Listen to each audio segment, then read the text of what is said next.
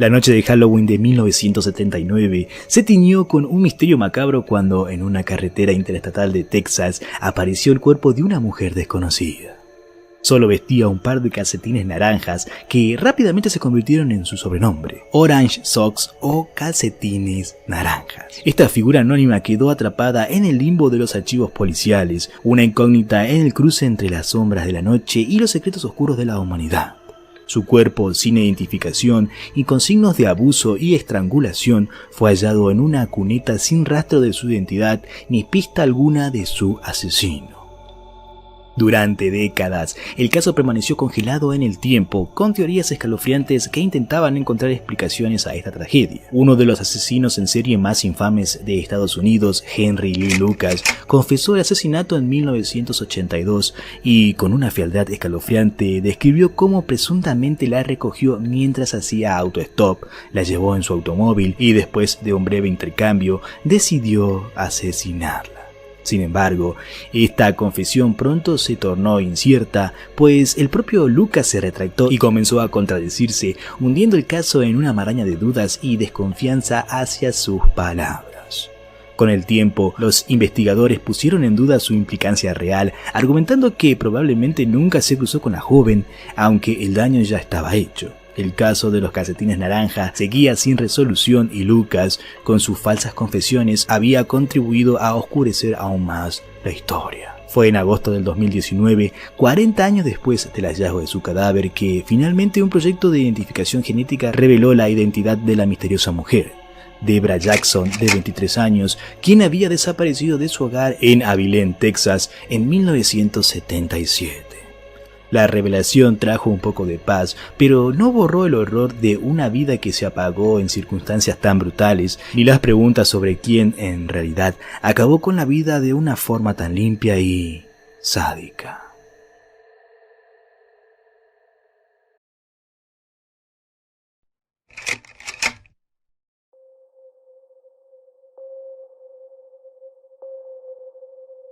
En las páginas más oscuras de la historia humana yace la figura de Gilles de Rais, un noble francés cuyo nombre pasó de resonar con gloria en los campos de batalla a convertirse en un sinónimo de terror. Este hombre, alguna vez aliado y protector de Juana de Arco, descendió de los laureles de la victoria a los abismos de la perversión y la locura. Su historia no es solo un testimonio del colapso personal, sino un recordatorio inquietante de cómo la ambición, la desesperación y el poder pueden corromper hasta los ideales más nobles. Nacido en 1405, Gilles de Rais parecía destinado a la grandeza. Proveniente de una familia noble, destacó como un brillante militar al lado de Juana de Arco durante la Guerra de los 100 años. Su valentía en batalla le valió el reconocimiento como mariscal de Francia, una de las más altas distinciones de la época. Sin embargo, la muerte de Juana de Arco marcó el inicio de un descenso irreversible. Privado del propósito que lo había impulsado, Gilles quedó a merced de su soledad y obsesiones. Tras la trágica muerte de esta, se separó de su joven esposa, su prima Catalina, y se recluyó en el castillo de Tifaugués, donde se rehusó a tener cualquier contacto físico con mujeres. Este sería el inicio de una serie de salvajes actos contra la iglesia, como venganza y repulsión por la muerte de la mujer que idolatraba. Aburrido y asqueado, organizaba suntuosas fiestas que se hicieron popular en toda Europa. Sus finanzas se tambaleaban, por lo que decidió embarcarse en la búsqueda de la piedra filosofal para convertir los metales en oro. Esta obsesión lo llevó a pensar que si invocaba a entidades del inframundo, lograría sus propósitos. Se le atribuyen los asesinatos de más de 200 jóvenes, muchos de ellos mendigos, que pedían limosnas en las entradas de los castillos.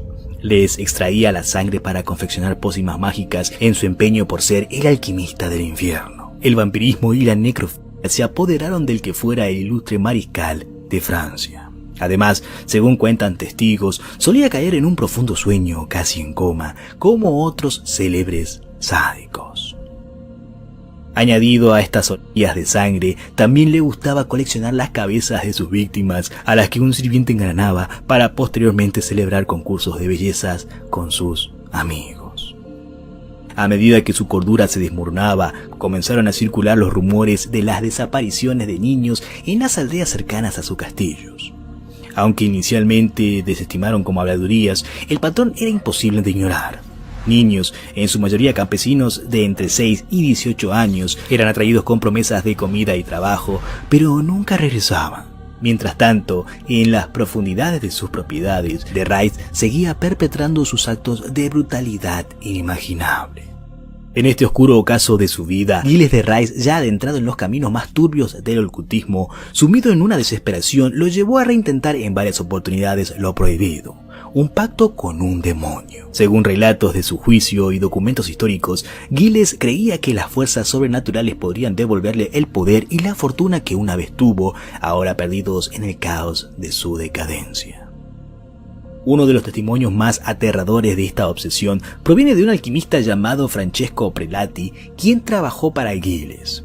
Prelati afirmó que su maestro intentaba contactar a un demonio conocido como Mamón.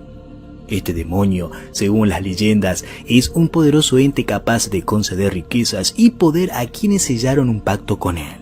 Para ello, Giles habría realizado rituales que incluían sacrificios humanos, actos grotescos que teñirían de sangre las paredes de sus castillos. Los rituales eran descritos como elaborados y profundamente macabros. Giles y sus asistentes preparaban escenarios cargados de símbolos oscuros, utilizando grimorios y amuletos. Las víctimas, muchas veces estos niños secuestrados, eran ofrecidos como tributo en ceremonias que buscaban atraer la atención de Mamón y sellar un acuerdo. En estas escenas, el noble caído recitaba oraciones blasfemas, rogando a las sombras por el retorno de su antigua gloria. Cuando las sospechas llegaron a las autoridades eclesiásticas, Giles de Rice fue arrestado y llevado a juicio. En un proceso que mezcló confesiones forzadas y evidencias testimoniales, fue condenado por herejía, asesinato y pactos demoníacos. Los testimonios durante su juicio en 1440 pintan un cuadro escalofriante. Giles habría torturado y asesinado a decenas, si no cientos, de niños. En efecto, las víctimas eran usadas en rituales destinados a invocar a esta entidad demoníaca en un intento desesperado por ganar poder y riquezas antes tenidos. Estos relatos, aunque enmarcados por los estándares medievales de justicia, ofrecen una visión perturbadora de la mente de un hombre consumido por la ambición y el sadismo. En 1440 fue ejecutado en Nantes, dejando tras de sí un legado teñido de horror. La historia de Giles de Rice sigue siendo un objeto de debate. Algunos historiadores cuestionan la veracidad de sus acusaciones, sugiriendo que pudieron ser exageradas o fabricadas por enemigos políticos. Sin embargo, la figura de Giles permanece como una advertencia temporal sobre los peligros del aislamiento, el poder y la obsesión. Su vida nos confronta con una aterradora posibilidad de que el heroísmo y la monstruosidad pueden habitar en el mismo ser.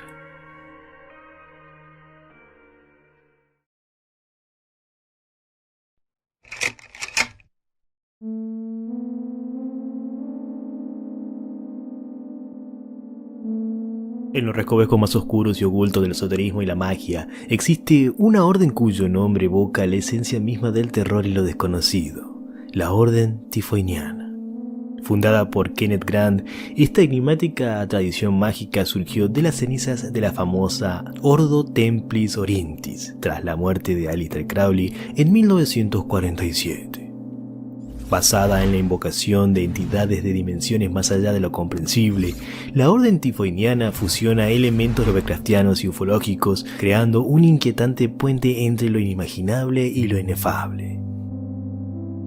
En este video nos adentraremos en los oscuros misterios de esta orden, explorando sus tenebrosos orígenes, sus creencias abismales y rituales perturbadores, desentrañando el legado sombrío de la magia tifoiniana.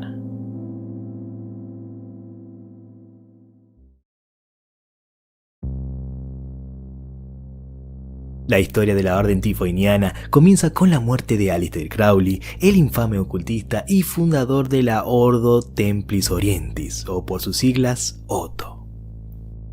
Tras su fallecimiento en 1947, la OTO se fragmentó en varias ramas, una de las cuales fue dirigida por Kenneth Grant. Grant, un devoto seguidor de Crowley, decidió llevar la magia a un nuevo nivel de oscuridad, fundando lo que hoy conocemos como la Orden Tifoiniana.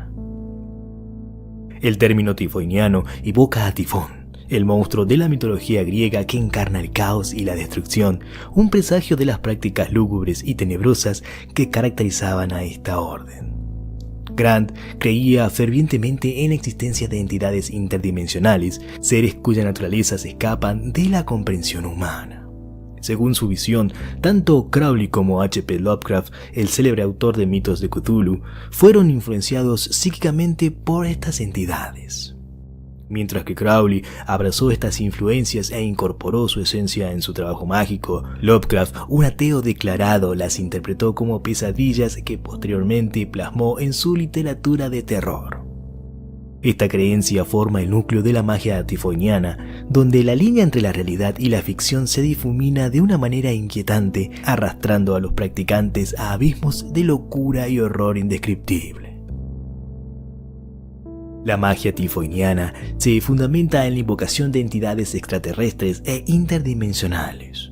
A diferencia de otras prácticas esotéricas que consideran a los espíritus y dioses como entes espirituales, la orden tifoiniana ve a esas entidades como formas de vida biológicas, aunque de una naturaleza que la mente humana no puede comprender completamente. Esta visión está profundamente influenciada por los mitos de Cthulhu de H.P. Lovecraft, un universo literario plagado de seres ancestrales y horrores cósmicos. Grant consideraba que las obras de Lovecraft eran más que simples relatos de ficción. Las veía como visiones canalizadas de otras dimensiones. Según él, Lovecraft, a través de sus pesadillas y escritos, estaba capturando fragmentos de una realidad más allá de nuestro entendimiento, una realidad poblada por entidades como Cthulhu, Nyarlathotep y Azathoth. La orden tifoiniana adopta estas entidades en sus prácticas mágicas, buscando comunicarse e invocarlas mediante rituales complejos y perturbadores, ritos que desdibujan las fronteras de la cordura y la percepción. Uno de los eventos más intrigantes y escalofriantes asociados a la orden tifoiniana son los trabajos de Ala-Mantra realizados en 1918 por Aleister Crowley y un grupo de seguidores en Nueva York. Estos rituales mágicos tenían como objetivo invocar entidades interdimensionales y, según los participantes, lograron materialización física de uno de los seres al que llamaron Lam. La descripción de Lam es inquietantemente similar a la de los extraterrestres grises modernos: cabeza grande, ojos alargados y piel gris. Crowley incluso realizó un dibujo de Lam y la imagen resultante se asemeja de manera sorprendente a descripciones de los grises, entidades frecuentemente asociadas con abducciones extraterrestres. Kenneth Grant tomó estos trabajos y los elevó al estatus de culto, refiriéndose a ellos como el culto de Lam. Este culto se centra en la comunicación con inteligencias superiores extraterrestres e interdimensionales y en la expansión de la conciencia humana más allá de los límites de nuestra dimensión. Los oscuros rituales y las invocaciones que practican son intentos desesperados por arrancar los secretos prohibidos de las profundidades del cosmos. La magia tifoiniana es un sendero oscuro y peligroso, repleto de rituales que desafían la cordura y la percepción de la realidad. Los practicantes buscaban abrir portales a otras dimensiones, invocar entidades que existían más allá del espacio-tiempo y obtener conocimientos prohibidos. Estos rituales a menudo implican complejos diagramas, invocaciones en lenguajes arcanos, la utilización de objetos sagrados y simbólicos, y lo más escabroso es que utilizaban ofrendas de sangre brindadas por sus propios integrantes. Uno de los aspectos más aterradores de la magia tifoiniana es la creencia en la posibilidad de que estas entidades puedan manifestarse físicamente en nuestro mundo. Los relatos de encuentros con seres como Lam son inquietantes, describiendo sensaciones de parálisis, terror absoluto y visiones de realidades alienígenas. Para los iniciados, estos encuentros son una prueba de la autenticidad de su práctica, aunque a menudo dejan cicatrices psicológicas profundas. La orden tifoiniana empuja a sus seguidores a los límites de la locura, obligándolos a enfrentarse a horrores que podrían desintegrar la psique humana.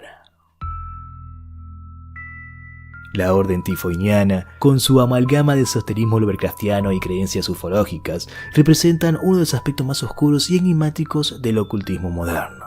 Esta orden se sumerge en el terror cósmico y en la exploración de otras dimensiones, buscando desentrañar los misterios de entidades que trascienden la comprensión humana. Los relatos de sus rituales y las entidades que invocan son un recordatorio inquietante de que hay cosas en el universo que trascienden nuestra realidad, horrores ocultos en las sombras que pueden ser llamados, pero nunca deben ser tomados a la ligera. La orden tifoiniana permanece como un símbolo aterrador de lo desconocido, un recordatorio que a veces las puertas que abrimos en nuestra búsqueda de conocimiento pueden llevarnos a abismos insondables. Es un reflejo oscuro de la curiosidad humana, una advertencia de que el deseo de explorar lo prohibido y lo inefable puede despertar fuerzas que no estamos preparados para enfrentar. En los rincones más oscuros de la existencia habitan entidades y conocimientos que, una vez develados, pueden transformar nuestra percepción del universo en una pesadilla sin fin. Y quizás, solo quizás, hay secretos que están destinados a permanecer eternamente sellados por el bien de nuestra frágil cordura. Si el video te gustó, por favor dame un pulgar arriba y compártelo con un amigo. En la descripción del video están mis redes sociales, por favor sígueme, agrégame sobre todo en TikTok y en Instagram que estoy actualizando constantemente. Además tenemos Discord, pero casi nadie se une, así que si quieren unirse, perfecto. Nos estaremos viendo en un próximo video. Mi nombre es Don T y te deseo muy buenas noches.